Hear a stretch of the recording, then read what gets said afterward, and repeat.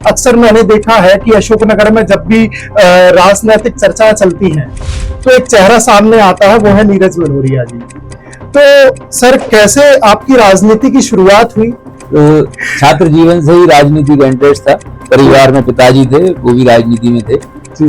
तो 1999 में पहली बार में पार्षद का चुनाव लड़ गया और वो जीत गया, चुनाव जीत गए। फिर 2004 में फिर चुनाव लड़े दूसरे वार्ड से, हाँ। वहां भी जीत गए और बहुत अधिक नोटिस जीत गए।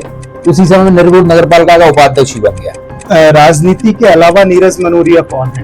लेकिन राजनीति से हटके मैं एक परिवार, एक व्यवहारिकता, एक शहर और समाज के प्रति लगाव जुड़ना मेरी खूबी है।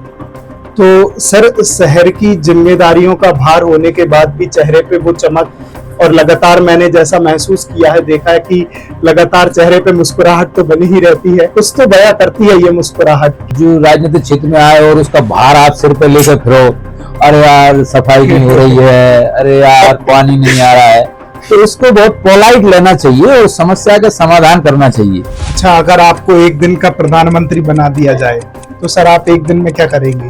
तो मैंने कभी सोचा ही नहीं है कि मैं एक दिन का प्रधानमंत्री बनूंगा। नहीं, ये लेकिन एक ये सोच होना चाहिए कि एक दिन में हम क्या कर सकते हैं, मुख्य काम जो आपकी नजर में है। और सर, सबसे मुख्य बात, अगर आप विपक्ष के लिए, तो पूरी बातचीत के बाद में अगर आप विपक्ष के लिए कुछ सलाह देना चाहेंगे तो दिल से सलाह देंगे या फिर राजनीतिक तौर पर? जो जिनका सिर्फ झूठ की गुणवत्तरी राजनीति रखी हो, जिनको सिर्फ और सिर्फ कुछ करना ही नहीं है, हर चीज पर झूठी बात करना है, उन लोगों को कोई सलाह नहीं है, उनका कोई मेरे जो पूरे देश में ये चर्चाएं हैं। आज धुरंधर 2 को लेकर के कई सारे चैनल शो में लेकर के भी डिबेट चल रहा है।